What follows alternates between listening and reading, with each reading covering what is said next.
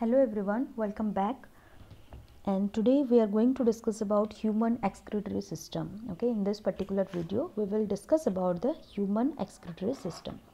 पिछले वीडियो में हमने देखा था excretory products के बारे में कि तीन मेजर तरह के excretory products देखने को मिलता है अलग अलग ऑर्गेनिजम्स के अगर बारे में हम बात करें तो हमने देखा था मोस्टली ऑर्गेनिज्म एमोनोटेलिक हो सकते हैं जो कि एमोनिया को एक्सक्रीट करते हैं, या फिर वो यूरियोटेलिक हो सकते हैं या यूरिकोटेलिक हो सकते हैं।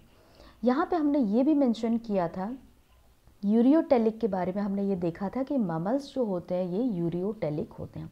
अभी यहाँ पे हम बात करेंगे स्पेसिफिकली ह्यूमंस के बारे में, और ह्यूमन में आप लोग जानते हो अच्छे से कि यहाँ पे kidney as a excretory organ use होता है।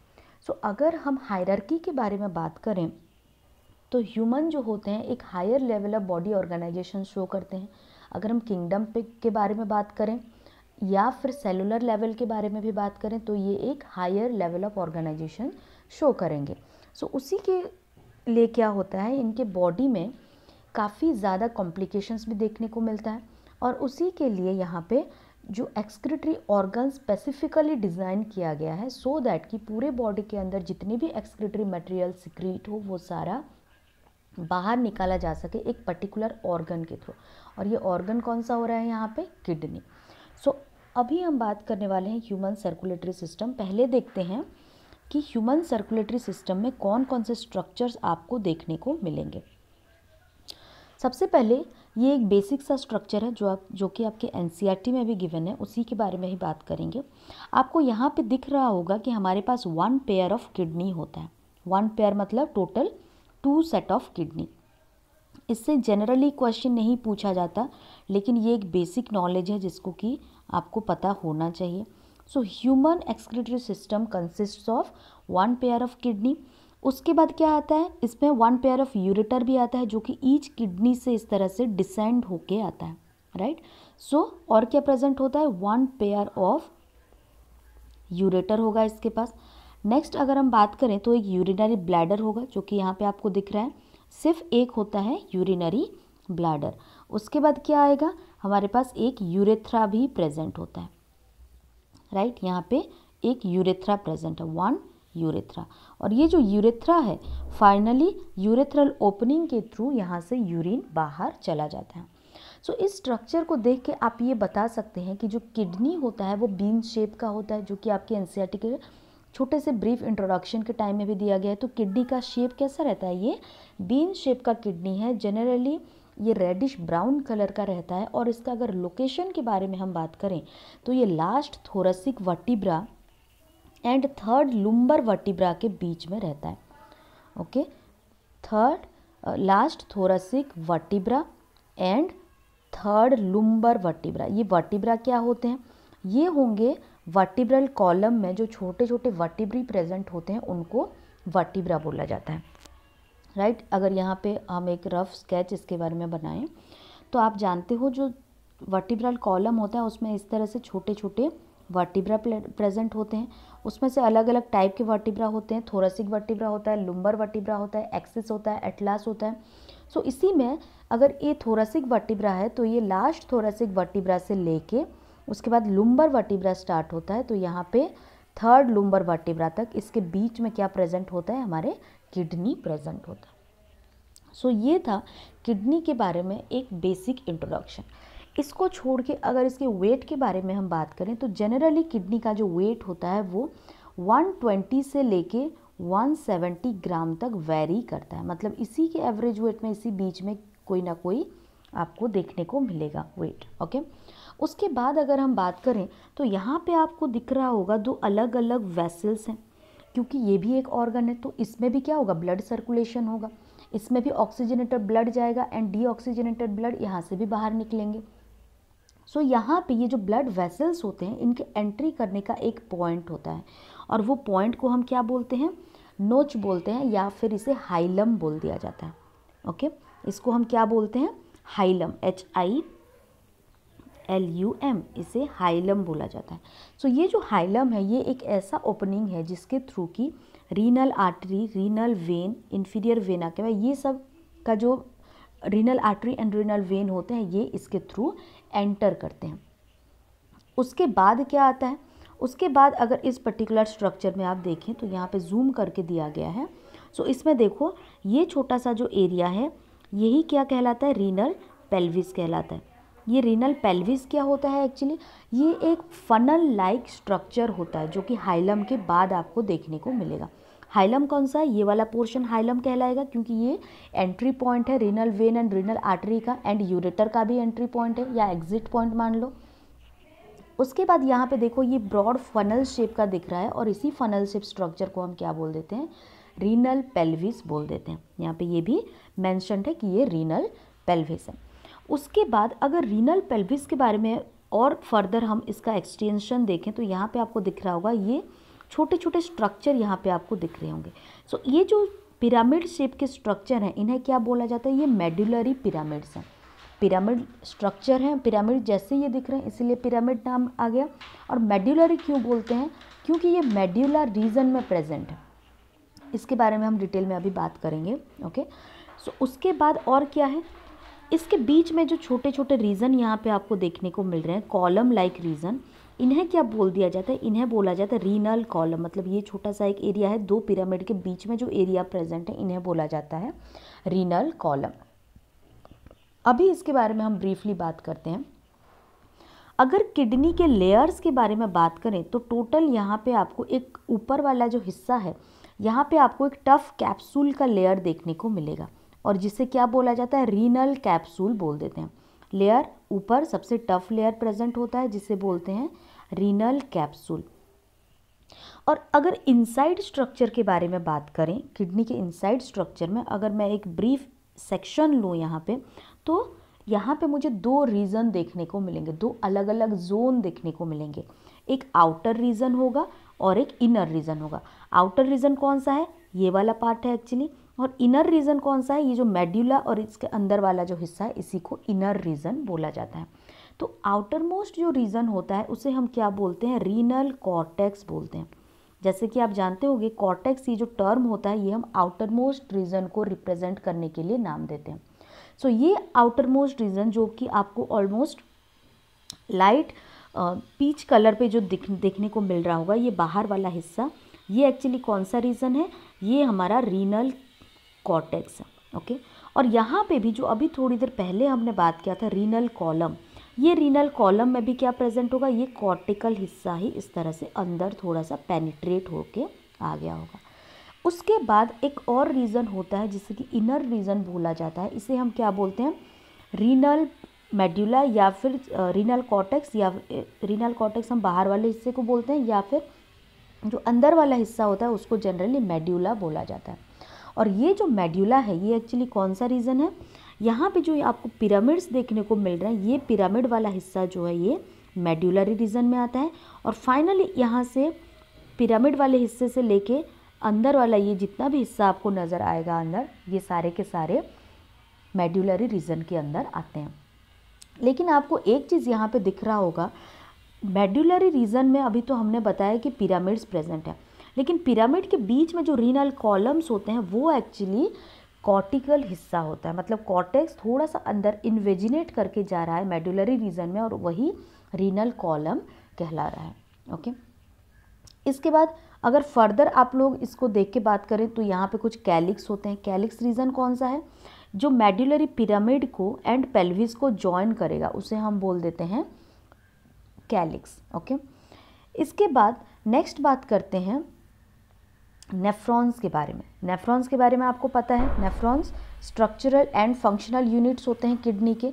मतलब जो भी काम करना होगा, फाइनली जो फिल्ट्रेशन का प्रोसेस होता है वो कहाँ पे होता है, नेफ्रॉन के अंदर ही होता है। नेफ्रॉन का स्ट्रक्चर के बारे में भी आपने क्लास 10th में थोड़ा बहुत आइडिया तो ले ही लिया होगा, अभी मैं इसको बस ब्रीफली एक्सप्लेन कर दूँगी।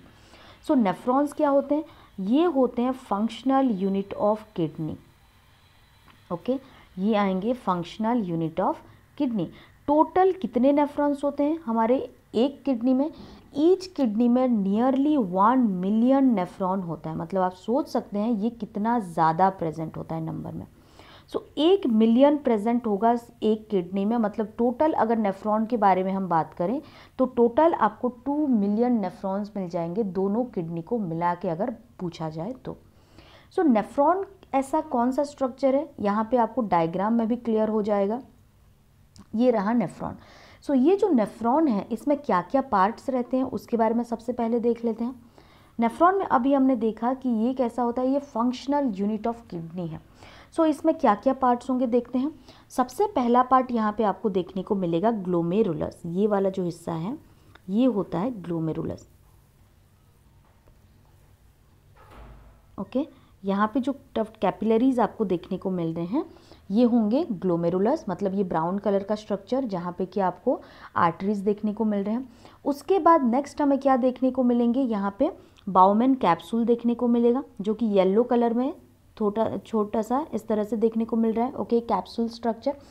उसके बाद क्या होता है, एक ट्यूब लाइक स्ट्रक्चर जो कि एक्सटेंड हो रहा होगा वो आपको देखने को मिलेगा। ये जो ग्लोमेरुलस होता है एक्चुअली क्या होता है, हमने जो थोड़ी देर पहले बात किया था कि आर्टरीज किडनी के अंदर आती हैं, आउटा किडनी के अंदर आएगा। सो ये जो आर्टरी किडनी के अंदर आएगा ये ब्लड लेके आएगा और हमें फाइनली ब्लड को ही प्यूरिफाई करना है। सो ये आर्टरी जब अंदर आता है तो धीरे धीरे ये कैपिलरीज में डिवाइड हो जाता है, आर्टरियोल में डिवाइड होता है एंड फर्दर ये कैपिलरीज में इस तरह से डिवाइड हो जाता है। और हम जानते हैं जो कैपिलरीज होते हैं उनके वॉल्स काफ़ी थिन रहते हैं और इसी थिन होने के वजह से क्या हो सकता है, ब्लड में से जो एक्सक्रीटरी सब्सटेंस होगा या फिर बहुत स्मॉल मॉलिक्यूल्स जो भी होंगे वो डिफ्यूज़ हो सकते हैं। सो ये जो ग्लोमेरुलस है ये एक्चुअली क्या है, ये टफ्ट ऑफ कैपिलरीज है, ये कैपिलरीज ही होते हैं यहाँ पे। और फाइनली ये कैपिलरीज अगेन क्या करते हैं, फिर से ज्वाइन हो जाते हैं और फिर से एक आर्टेरियोल का फॉर्मेशन करते हैं। सो जो आर्टेरियोल किडनी के अंदर ब्लड लेके आता है उसको हम क्या बोल देते हैं, एफेरेंट आर्टेरियोल बोलते हैं, जो कि आपके यहाँ पे भी मेंशन्ड है। और यहाँ से कैपिलरीज अगेन ज्वाइन होके ब्लड बाहर लेके जाएंगे, इसको हम क्या बोल देते हैं, इफरेंट आर्टेरियोल बोलते हैं। ऐसा नहीं होता है कि जो इफरेंट आर्टेरियोल है वो इमीडिएटली किडनी से बाहर चला जाएगा। ये इफरेंट आर्टेरियोल फर्दर क्या करता है, अगेन ये जो ब्राउन कलर का स्ट्रक्चर आपको देखने को मिल रहा है, आप देख सकते हैं यहाँ पे ये कॉइल्ड हो गया है। कहाँ पे ये कॉइल्ड है, एक्चुअली ये जो ट्यूबुलर पार्ट ऑफ नेफ्रॉन है यहीं पे कॉइल्ड हो गया है। सो ये कॉइलिंग क्यों होती है, उसका सिग्निफिकेंस क्या है, इसके बारे में हम फर्दर डिस्कशन करेंगे, लेकिन पहले इसका स्ट्रक्चर देख लेते हैं। ग्लोमेरुलस होप कि आपको समझ में आ गया होगा, टफ कैपिलरीज होता है, इसी पोर्शन को हम ग्लोमेरुलस बोलते हैं। उसके बाद क्या आएगा, यहाँ पे एक ट्यूबुलर स्ट्रक्चर आएगा और इसी ट्यूबुलर स्ट्रक्चर एक कैप्सूल लाइक स्ट्रक्चर होता है, इसी को हम क्या बोल देते हैं, बाउमेन्स कैप्सूल बोलते हैं। इस तरह से बाउमेन्स कैप्सूल रहेगा। बाउमेन्स कैप्सूल फर्दर ये भी एक ट्यूब लाइक स्ट्रक्चर है, तो फर्दर ये क्या करेगा, एक्सटेंड होगा इसका। ये जैसे ही एक्सटेंड हुआ यहाँ पे एक छोटा सा कन्वोल्यूटेड पार्ट बनाएगा। कन्वोल्यूटेड पार्ट मतलब स्ट्रेट नहीं है, ये थोड़ा सा फोल्डिंग हो गया है यहाँ पे, जैसे कि आपने जो वाटर पाइप्स होते हैं वो फोल्ड हो जाता है, उसी तरह से यहाँ पे ये जो ट्यूबुलर स्ट्रक्चर है ये फोल्ड हो जाता है। इस पर्टिकुलर डायग्राम में ये वाला स्ट्रक्चर, इसको हम क्या बोलते हैं, कन्वोल्यूटेड ट्यूब्यूल। कन्वोल्यूटेड का मतलब क्या होता है, ये फोल्डेड रीजन है। और इसे प्रॉक्सिमल कन्वोल्यूटेड ट्यूब्यूल क्यों बोलते हैं, प्रॉक्सिमल पार्ट वो पार्ट होता है जो यहाँ से एक बॉडी से अटैच्ड हो। जैसे कि अगर ग्लोमेरुलस के बारे में हम बात करें तो ग्लोमेरुलस से ये पार्ट इमीडिएटली अटैच्ड है, इसी वजह से इसे क्या बोला जा रहा है, प्रॉक्सिमल कन्वोल्यूटेड ट्यूब्यूल। और यही प्रॉक्सिमल कन्वोल्यूटेड ट्यूब्यूल फर्दर नीचे एक्सटेंड होते हैं इस तरह से। येलो कलर का ये पार्ट आपको दिख रहा होगा, इस तरह से ये येलो कलर का पार्ट एक्सटेंड है। और ये जो एक्सटेंशन हुआ ये एक हेयर पिन टाइप का स्ट्रक्चर बना है इस तरह का, ये एक हेयर पिन तरह का स्ट्रक्चर है, इसीलिए इसे क्या बोला जाता है, लूप ऑफ हेनली और हेयर पिन लूप। इसको हेनली एक साइंटिस्ट थे, उन्होंने डिस्कवर किया था, इसीलिए इसे क्या बोला जाता है, लूप ऑफ हेनली। ये लूप में आप देख सकते हैं एक छोटा सा हिस्सा जो कि डिसेंड हो रहा है, नीचे की तरफ जा रहा है, और एक हिस्सा क्या है, एसेंड हो रहा है, मतलब ऊपर की तरफ जा रहा है। नीचे की तरफ जो हिस्सा जाता है उसे हम क्या बोल देते हैं, डिसेंडिंग लिम्ब और loop of descending loop of Henley भी बोला जाता है, descending limb of loop of Henley भी बोला जाता है। और जो असेंडिंग वाला पार्ट है इसे हम क्या बोलते हैं, ascending limb of loop of Henley बोल देते हैं। सो ये एक्चुअली किसका पार्ट है, ये फाइनली एक ट्यूबुलर पार्ट है जो कि पूरे नेफ्रॉन को बना रहा है। अभी तक हमने क्या देखा, एफरेंट आर्टेरियोल के बारे में देखा, इफरेंट आर्टेरियोल के बारे में देखा। बीच में ये जो आर्टेरियोल हैं कैपिलरीज में कन्वर्ट होते हैं, जिसको कि हम ग्लोमेरुलस बोल देते हैं। फर्दर एक कैप्सूल आता है, एक ट्यूब लाइक स्ट्रक्चर स्टार्ट होता है जिसे कि बाउमेंस कैप्सूल बोलते हैं, और यहीं से ये जो कैप्सुलर स्ट्रक्चर है ये आगे चल के क्या होता है, लूप की तरह बनाता है और ascending limb of loop of Henle कहलाता है, और further descending limb of loop of Henle कहलाता है, और फाइनली ये क्या होता है, एक डिस्टल स्ट्रक्चर आता है यहाँ पे, अगेन एक कन्वोल्यूटेड स्ट्रक्चर आ जाता है, ट्यूब लाइक कन्वोल्यूटेड स्ट्रक्चर आता है जिसे हम क्या बोल देते हैं, distal convoluted tubule. Distal term again यहाँ पे क्यों यूज़ हुआ है, क्योंकि ये पार्ट जो है अभी बाउमेंस कैप्सूल से काफ़ी दूर है, और ये डिस्टल कन्वोल्यूटेड ट्यूब्यूल फर्दर कहाँ पे ज्वाइन हो जाएगा, ये कलेक्टिंग डक्ट में ज्वाइन हो जाएगा। यहाँ पे बस एक ही नेफ्रॉन के बारे में दिया गया है, यहाँ से और भी आप छोटे छोटे नोड देख सकते हैं, और ये जो नोड्स हैं इसमें से फर्दर यहाँ पे कौन होगा, यहाँ पे अगेन डिस्टल कन्वोल्यूटेड ट्यूब्यूल होगा, और अगेन ये एक और नेफ्रॉन से जुड़ा हुआ रहेगा। मतलब मैं ये बोल सकती हूँ कि बहुत सारे नेफ्रॉन का जो डिस्टल कन्वोल्यूटेड ट्यूब्यूल है वो फर्दर आके एक ही कलेक्टिंग डक्ट पे जॉइन हो जाता है, और फाइनली जो भी ब्लड होगा एफरेंट आर्टेरियोल से आएगा, फर्दर कैपिलरी रीजन में यहाँ पे फिल्ट्रेशन हो जाएगा, और फिल्ट्रेशन होने के बाद ये ब्लड अगेन इफरेंट आर्टेरियोल से बाहर चला जाएगा। यहाँ पे जो भी फिल्ट्रेशन हुआ होगा ये ascending and descending loop of Henle से पास करते हुए डिस्टल कन्वोल्यूटेड ट्यूब्यूल में चला जाएगा, और फर्दर कलेक्टिंग डक्ट से होते हुए ये बाहर चला जाता है किडनी के। सो ये था एक बेसिक स्ट्रक्चर नेफ्रॉन का, और इसके डायग्राम आपसे पूछे भी जाते हैं, सो इसको ध्यान से अच्छे से एक बार ज़रूर प्रैक्टिस कर लेना।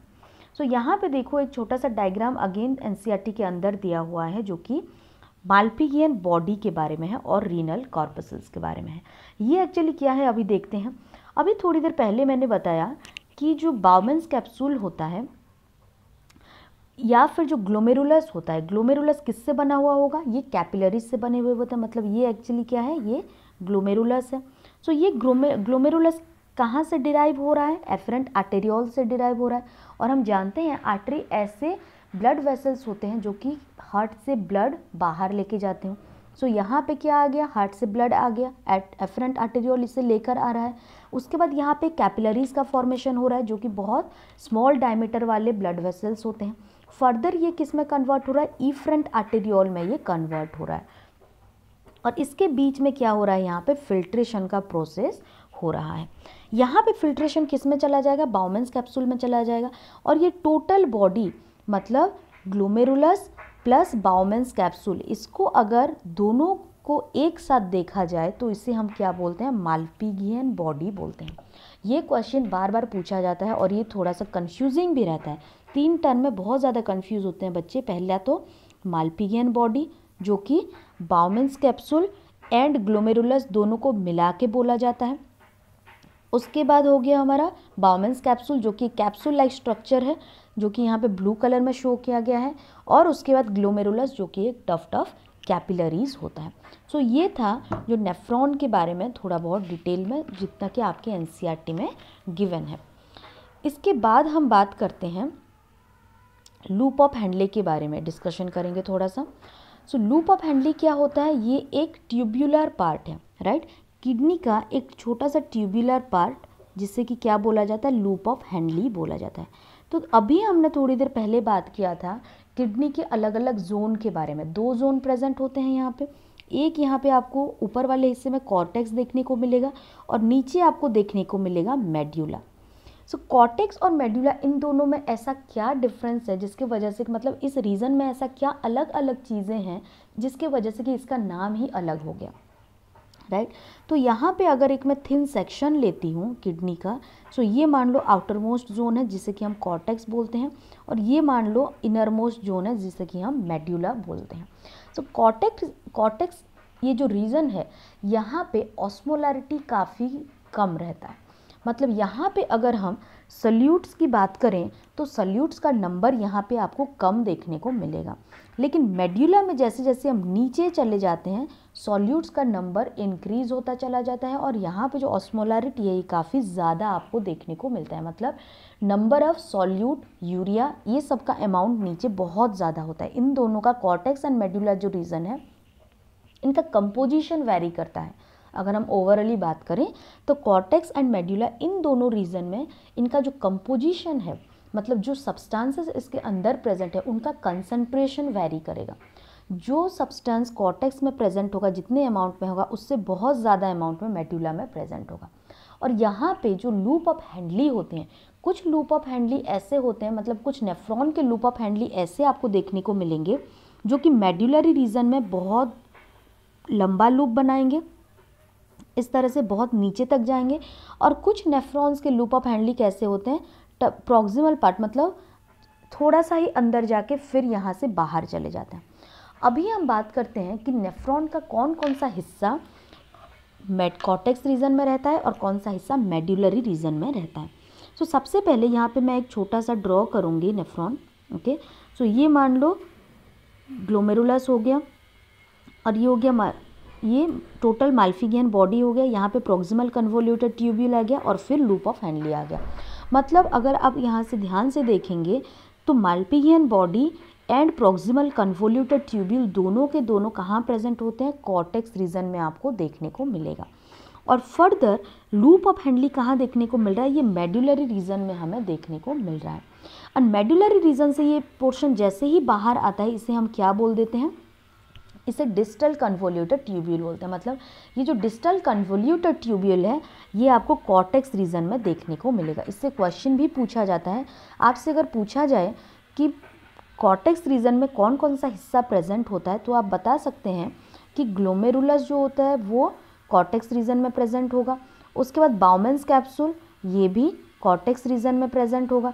उसके बाद proximal convoluted tubule and distal convoluted tubule, ये चारों कहाँ पे प्रेजेंट होंगे, कॉर्टेक्स रीजन में प्रेजेंट होंगे। मेडुलर रीजन में तो फिर क्या प्रेजेंट होगा, मेडुलरी रीजन में आपको लूप ऑफ हैंडली देखने को मिलेगा। और लूप ऑफ हैंडली में हमने अभी देखा था कि दो पोर्शन होते हैं, एक तो descending limb of loop of Henle होता है और एक ascending limb of loop of Henle होता है। उसके बाद अभी हमने बात किया लूप ऑफ हैंडली के साइज़ के बारे में।